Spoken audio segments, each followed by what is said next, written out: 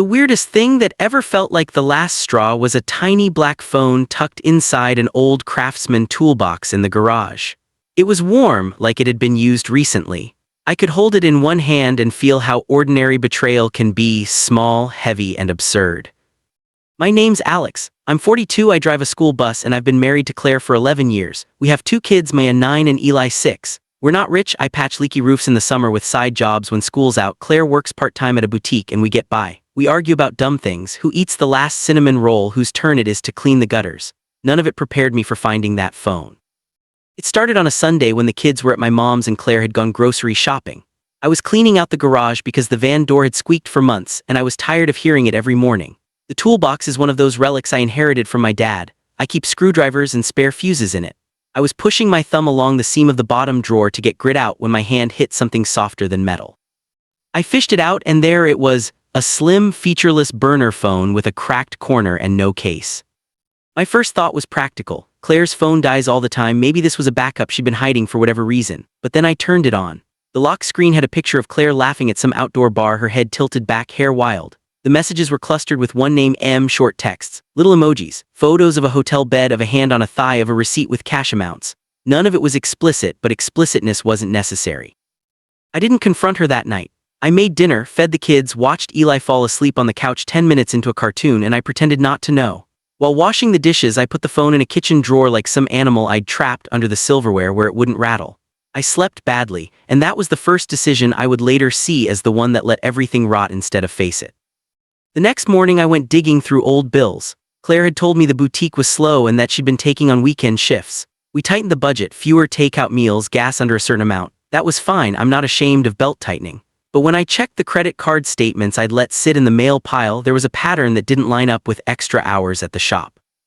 Cash withdrawals every weekend, small sums paid into a Valencia landscaping PayPal, odd for someone who works retail, and a line item for a 2-night stay at a motel 30 miles away. It stacked up like a weird puzzle. I tried to be methodical. I copied transaction dates into a notebook like a cop, except I had no badge, only an increasingly clinical anger. In the afternoons I'd drive the bus route, and while kids chattered I'd stare at the steering wheel and think about receipts.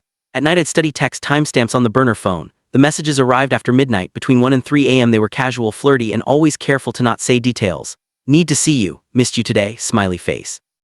There were no promises, no "I love you," but there were enough small lies to make a life. I confronted Claire 2 weeks after the toolbox discovery. I remember leaning against the kitchen island and her folding laundry, a basket of tiny socks between us. I laid the phone and a printout of the weird charges on the counter like evidence, which is ridiculous. It wasn't evidence to a judge, but it was evidence to me. She froze, hands in a laundry pile, and then she laughed once, a short, bright thing like someone who's caught off guard and is trying to find footing. "It's not what you think," she said, like an apology before the explanation. She told me a story that had segments of truth and generous portions of omission. A coworker named Marco who'd been helping with a side landscaping job, a weekend workshop that turned into drinks, a fling that was stupid and meaningless. She said she was lonely, that she'd been drowning in the sameness of us, and that the late texts made her feel seen. She said she wasn't sure what she wanted. I am not a dramatic man by nature. I can look at a burned-out breaker and know what needs replacing. I tried to listen. But admitting to me that she had been meeting someone in hotels with receipts and cash shoved into drawers did not feel like an admission. It felt like a ledger entry that she expected me to accept. We argued for days, which in our house meant conversations that drifted through the house at breakfast, at school pickup, in the back of my head while I picked up trash on the side of the road. I kept the burner phone in my drawer because I couldn't process it otherwise. I started to notice small changes, a shift in how she moved through the kitchen, the way she smiled when her phone buzzed, the way she guarded her purse like it contained something fragile. She began saying she needed time, space, which she framed as healthy, but to me it read as permission to drift. Then the money started to matter in a more immediate way. Around the same time she'd been seeing Marco, our air conditioning unit in the bedroom went out. I'm the kind of guy who calls people for estimates and has a jar labeled home repairs. But when I asked about the AC, Claire said we couldn't afford to do it right away. We needed to prioritize the kids' fall school expenses. That didn't add up with seeing charges for motel rooms and cash withdrawals. I made a choice then. It was practical and it was also brutal. I moved our emergency savings into an account that was only in my name. I set up automatic payments so the mortgage and utilities would clear without any chance of a missed transfer. To her face I said we needed to stabilize financially and asked for transparency about side jobs. She agreed, and I believed her for a week because it was easier. Then I found out she'd been taking cash from the house safe and slipping it into an envelope labeled garden that had been hidden inside a cookbook. I felt petty and justified at once. We didn't break up in a dramatic Adam and Eve scene. There were no raised voices at 2 in the morning. What happened was a series of small betrayals that created distance like frost spreading across a window pane. She began to take weekends with friends, the kids would get shorter visits, and the house that used to be loud with toys and footballs became neat and quiet, too neat for comfort. I kept paying the bills, I kept being the man who patched things. People at church told me how strong I was for holding the family together. I was patient at PTA meetings and polite at neighbor barbecues. Inside, I made lists. My lists got stranger. I printed out those motel receipts and slid them into a binder labeled dates. I kept copies of the burner's messages on an old laptop. I told myself I was making a record so I could explain to the kids someday if they needed one. But the binder became something else, a way to quantify wrongs in neat plastic sleeves. The man I used to be would have smashed the thing in a fit and gone to bed. The man I became filed and categorized the pain. Claire found out about the account transfer not by discovery, but because the label on an auto payment invoice cleared with my name instead of ours. She confronted me and said I had no right to take money without discussing it.